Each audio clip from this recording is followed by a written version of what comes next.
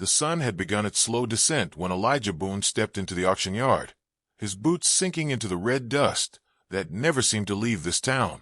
The air was thick with the smell of sweat, tobacco, and horses that had long since lost their pride.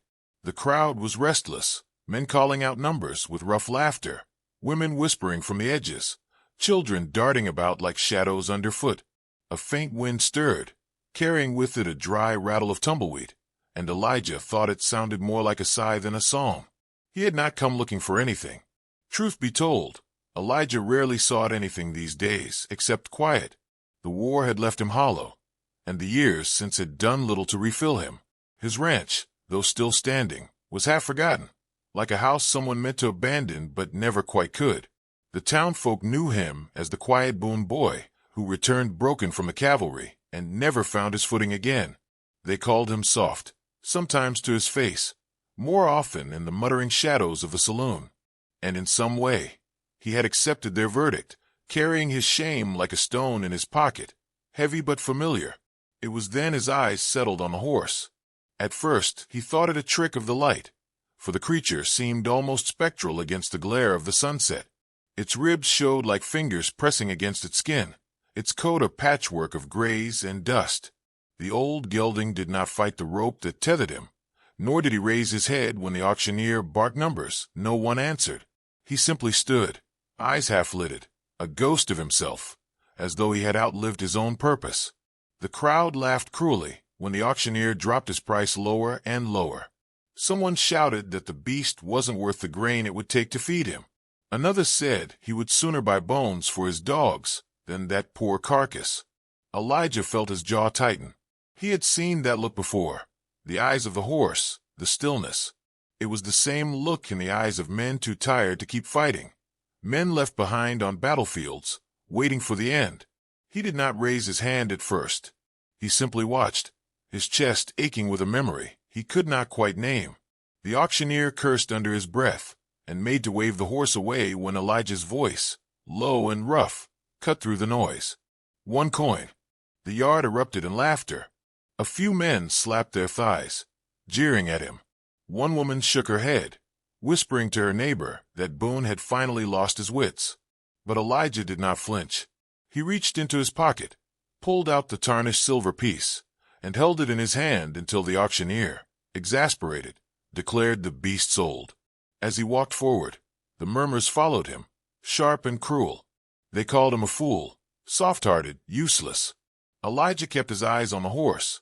The animal did not shy away when he untied the rope. Instead, it lowered its head slightly, a gesture so small most would have missed it. To Elijah, it felt like recognition. They left the yard together in silence. The sound of laughter carried behind him, but Elijah did not look back. The desert stretched wide and empty ahead, painted in copper light, and he walked beside the horse as if they had always known one another. That night, he did not ride. He led the horse by hand, pausing when the animal stumbled, stopping when it faltered. By the time the stars had spread across the sky, they had found a patch of earth where the mesquite trees offered a little shelter. Elijah built a small fire, its crackle the only sound besides the distant cry of coyotes. He spoke then, not loudly, not as a man does when expecting answers, but in the hushed tone of someone confessing to himself. He told the horse of the silence that had followed him home from war, of the way the town looked through him as though he were made of glass, of Clara May, whose absence still stung in the spaces of his house. The horse listened, or at least did not turn away, and when Elijah finally fell quiet, the animal lowered its head until it nearly brushed his shoulder. A weight shifted in Elijah's chest, the kind that comes not from words, but from being seen.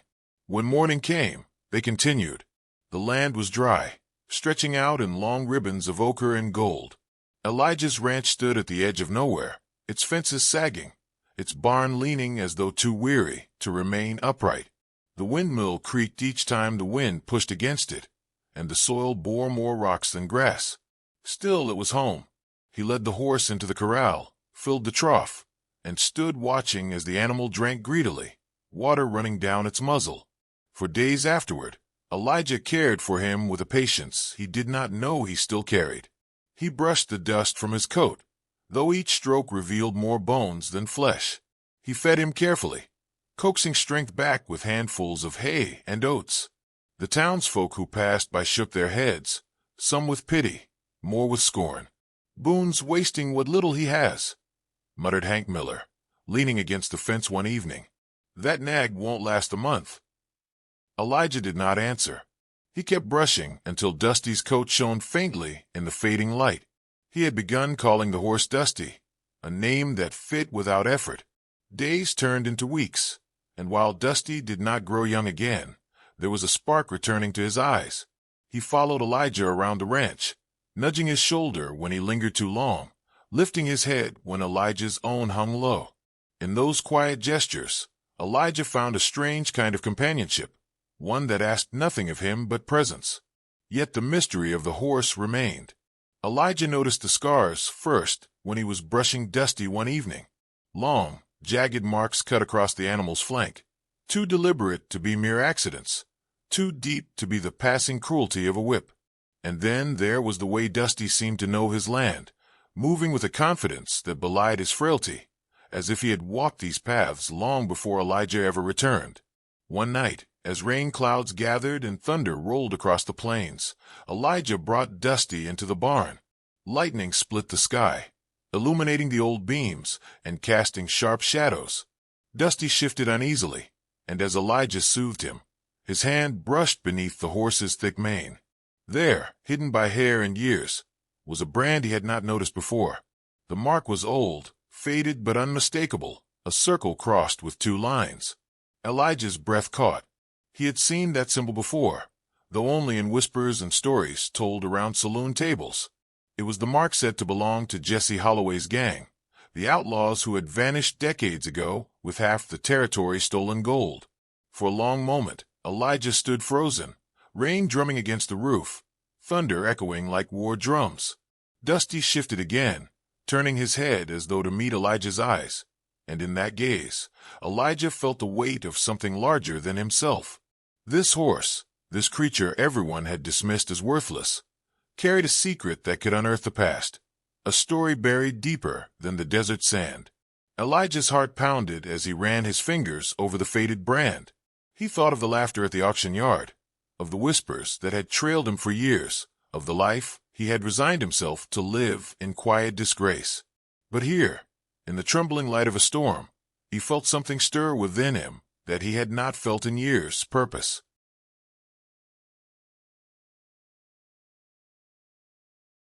Dusty lowered his head again, pressing lightly against Elijah's shoulder, as though reminding him that some secrets were meant to be carried together. The storm raged on outside, but inside the barn, man and horse stood still, bound by a silence that was no longer empty but full of promise. And though Elijah could not yet see the road ahead, he knew the world had shifted. Dusty was no ordinary relic of the past. He was the last living key to a story that would change everything. Elijah Boone did not sleep much after the storm. The thunder rolled on into his dreams, and every time his eyes closed, he saw the faded brand beneath Dusty's mane. At dawn, when the light broke across the plains in streaks of gold and pale pink, he stood by the corral watching the old horse graze. Dusty moved with a weariness that belied his age, but there was a sharpness in his gaze now, as though he carried memories that time could not erase. Elijah felt a weight pressing on his chest, not of fear, but of inevitability. The stories came back to him, tales whispered by drunk men at the saloon when the lamps burned low. Jesse Holloway's gang, men with guns quick as lightning, had vanished one night after a raid, taking with them a chest of gold stolen from a bank train. Some claimed they were killed and buried in the desert. Others swore the treasure was hidden, guarded by signs only the gang knew. The mark branded into Dusty's hide was one of those signs. Elijah knew this not from rumor alone, but from fragments his father once spoke, back before war carried Elijah away and stripped him of the man he thought he'd become. For 2 days he wrestled with the knowledge, tending to Dusty with careful hands, mending fences, repairing tack, all the while circling the thought like a hawk around prey. The town's voices grew louder when word spread that Boone's horse bore an outlaw's brand. Men came to his fence line, leaning against posts, throwing questions heavy with suspicion. Did Boone plan to hunt the treasure? Was he hiding something already? Elijah answered none of them. He poured his silence into his work and let Dusty stand as his only witness. It was Clara May Whitfield who broke that silence. She appeared one afternoon when the sun hung low, her skirts carrying dust from the road, her eyes searching as though she had walked a long way to find courage.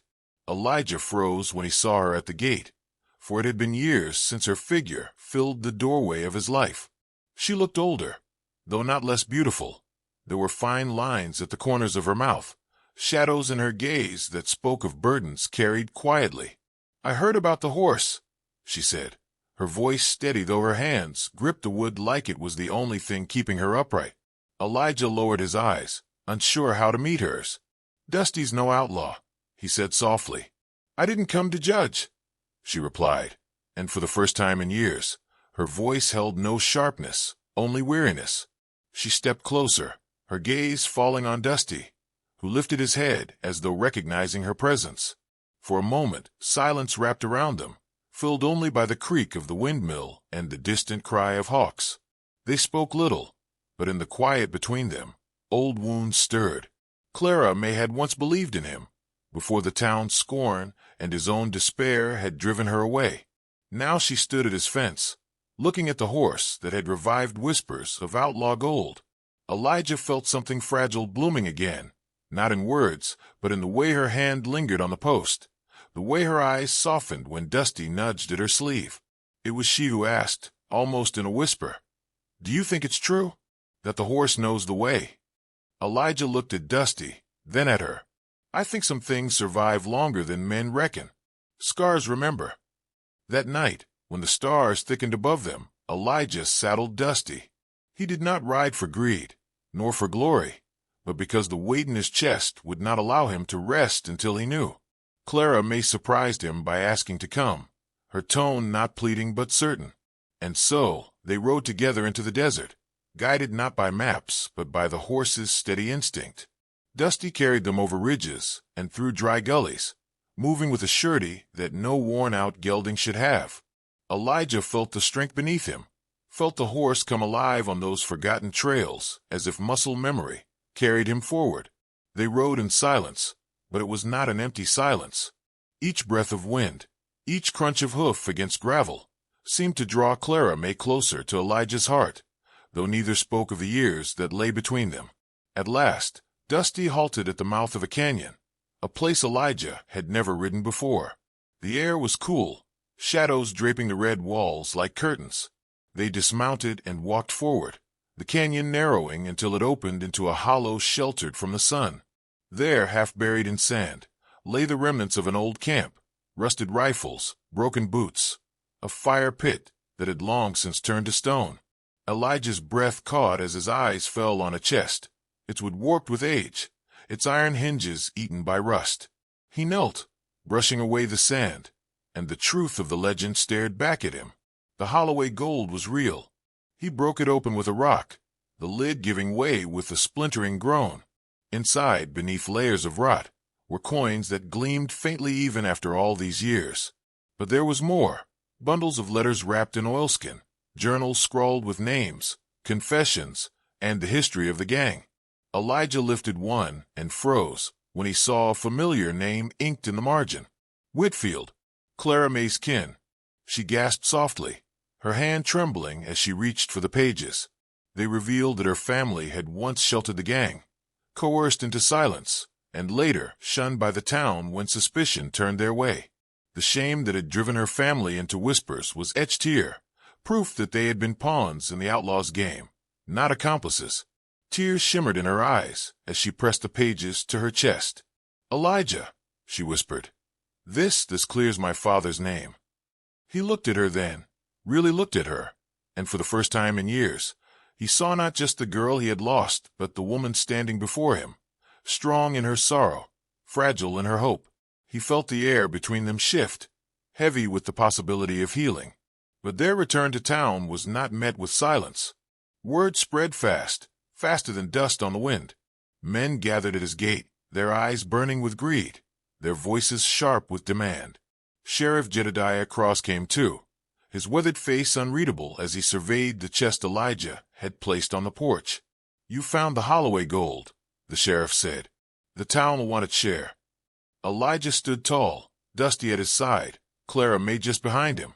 For the first time in years, he did not feel small beneath their stares. He felt the weight of choice upon him, and he spoke with a steadiness that surprised even himself. "This isn't mine," he said, "nor yours.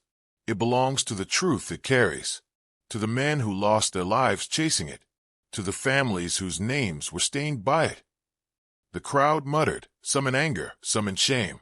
Greed fought with conscience in the air, thick as smoke. Then Clara May stepped forward, her voice quiet but clear. "My family bore this weight for decades. Let this gold build something better. Let it end the whispers, the shame, the hunger."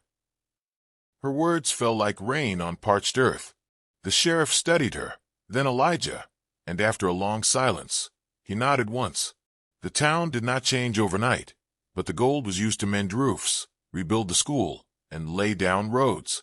For the first time in years, Elijah felt a weight on his chest ease, as though Dusty had carried him not just to treasure, but to redemption. The horse became a symbol, no longer mocked, but honored. And as for Elijah and Clara May, they spoke little of love, for it was not in declarations that their bond was born anew. It was in the way her hand lingered on his when passing a cup, in the way his silence found an answer in her steady gaze. It was in the evenings they spent watching Dusty graze under the wide sky, both knowing they had been given a second chance, not by gold, but by grace. Dusty grew weaker with time, his steps slower, his breath shorter. One morning, Elijah found him lying in the pasture, the sunrise painting his coat in a halo of light. He knelt beside him, stroking his mane, whispering thanks for the road he had shown. When Dusty finally closed his eyes, it was not with the despair of the auction yard, but with the dignity of one who had carried his secret home. In the quiet that followed, Elijah stood with Clara May at his side, their hands entwined. The world felt vast and tender, the horizon no longer a line of endings, but of beginnings. And so, when Elijah turned to the sky, he spoke not just to the horse, but to whoever might listen. Sometimes, what we think broken is only waiting for someone to see the worth still hidden beneath the dust. The wind carried his words across the plains, soft and unhurried, and for the first time in years, Elijah Boone felt whole.